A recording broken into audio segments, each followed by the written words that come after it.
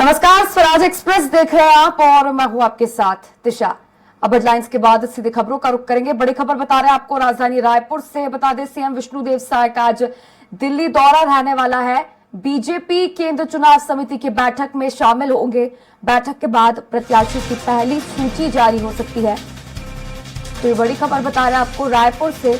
पहली सूची में प्रदेश के 4 से 5 नाम शामिल हो सकते हैं। फ्लाइट से दिल्ली के लिए रवाना होंगे मुख्यमंत्री विष्णुदेव साय। तो देखिए, अब लोकसभा चुनाव बेहद नजदीक है और इसी के चलते प्रत्याशियों के नामों पर मंथन लगातार जारी है। बता दें कि प्रदेश स्तर पर प्रत्याशियों के नामों पर मंथन जारी है। मैराथन बैठकें लगातार हो रही हैं और अब इसी कड़ी में प्रत्याशियों के नामों के ऐलान के चलते दिल्ली में भी कवायद तेज हो चुकी है। इसी क्रम में आज मुख्यमंत्री विष्णुदेव साय दिल्ली के लिए रवाना होंगे। केंद्र चुनाव समिति की बैठक जो दिल्ली में होने वाली है उसमें प्रतिभाग करेंगे मुख्यमंत्री विष्णुदेव साय। और आज इस बैठक के बाद 4 से 5 नामों का ऐलान बीजेपी कर सकती है। बता दें कि 11 लोकसभा सीटें मौजूद हैं छत्तीसगढ़ में और इन 11 नामों को लेकर मंथन लगातार जारी है। प्रबल उम्मीदवार कौन है और किस सीट पर किस उम्मीदवार को उतारा जाए, इस पर बीजेपी लगातार रायशुमारी कर रही है। इसी क्रम में आज मुख्यमंत्री विष्णुदेव साय दिल्ली के लिए रवाना होंगे। फ्लाइट से दिल्ली जाएंगे और केंद्रीय चुनाव समिति की बैठक में शामिल होंगे। यहां पर रायशुमारी की जाएगी। अब इस खबर पर अधिक चर्चा करने के लिए संवाददाता हेमंत शर्मा लाइव जुड़ चुके हैं। हेमंत, अब देखा जाए तो जो 11 लोकसभा सीटें मौजूद है छत्तीसगढ़ में, इसको लेकर उम्मीदवारों के नामों को लेकर मंथन लगातार जारी है और अब इसकी कवायद दिल्ली तक देखने को मिल रही है। आज मुख्यमंत्री विष्णुदेव साय दिल्ली रवाना होंगे। देखिए, बीजेपी ये कोशिश कर रही है कि आचार संहिता लगने से पहले एक सूची छत्तीसगढ़ के लिहाज से जारी कर दी जाए। लगातार बैठकों का दौर चल रहा है। कल भी दिन भर बीजेपी प्रदेश कार्यालय में मैराथन बैठकें हुई थी। शाम को प्रदेश चुनाव समिति की बैठक हुई थी और उसमें भी कुछ प्रत्याशियों के नाम को लेकर चर्चा हुई थी।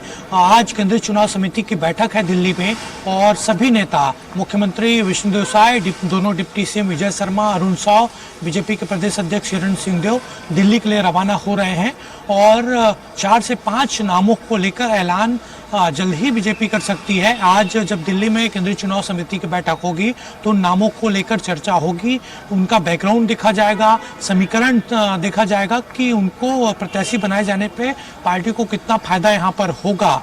ठीक है, 2024 का लोकसभा चुनाव पूरी तरीके से मोदी के चेहरे पर लड़ा जाएगा।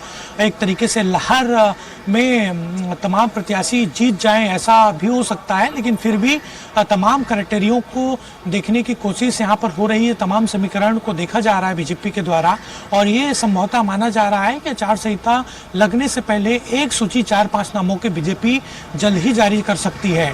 आज की बैठक में इन प्रत्याशियों के अलावा आगे किस तरीके से चुनाव प्रचार छत्तीसगढ़ में करना है, जो विधानसभा में फार्मूला अपनाया गया था उसी फार्मूला के तहत बीजेपी आगे बढ़ेगी, तो उसको लेकर भी आज केंद्रीय चुनाव समिति की बैठक में चर्चा होगी। जी बिल्कुल हेमंत, जैसा कि हमने देखा था कि जो हाल ही में विधानसभा चुनाव हुए हैं वो बदलाव की बयार पर लड़ा गया था बीजेपी द्वारा, तो क्या लगता है इस बार भी ऐसा ही कुछ देखने को मिलेगा? ऐसी भी खबरें हैं कि जो 11 लोकसभा सीटें हैं उन पर चेहरे इस बार बदले जा सकते हैं। अधिकतर सीटें ऐसी होंगी चेहरे बदलेंगे, जो पुराने सांसद है उनके टिकट इस बार काटे जा सकते हैं और साथ ही में महिलाओं को इस बार ज्यादा मौका मिलेगा। देखिए, निश्चित तौर पर विधानसभा में जो फार्मूला अपनाया गया था, जो प्रत्याशियों की सूची जारी की गई थी, उसमें 40 से अधिक नए नाम थे। पुराने चेहरों को दरकिनार किया गया था और मांग भी थी क्योंकि बीजेपी कांग्रेस के मुकाबला नहीं कर पा रही थी। लेकिन अरुण साव प्रदेश अध्यक्ष बने, ओम माथुर को बीजेपी प्रदेश प्रभारी बनाया गया। उसके बाद से नई रणनीतियों पर काम हुआ और जो फार्मूला विधानसभा में अपनाया गया था वो ओम माथुर का ही फार्मूला था और चूंकि अभी भी वो प्रदेश प्रभारी हैं छत्तीसगढ़ के, तो उसी फार्मूले के तहत काम करने के यहाँ पर पर कोशिश होगी। इस बात का आप जिक्र कर रहे हैं कि महिलाओं को प्रतिनिधित्व यहाँ पर भी दिया जाएगा। इस तरीके से मांग अलग अलग इलाकों में हो रही है। निश्चित तौर पर 11 लोकसभा में कम से कम 4-5 महिला प्रत्याशियों को बीजेपी उतार सकती है। जी बिल्कुल हेमंत, तो निश्चित तौर पर कहा जा सकता है कि आज जो केंद्रीय चुनाव समिति की बैठक दिल्ली में होने वाली है, तो आज के बाद कभी भी बीजेपी 4 से 5 नामों का प्रत्याशियों का ऐलान कर सकती है। शुक्रिया जुड़ने के लिए और जानकारी साझा करने के लिए।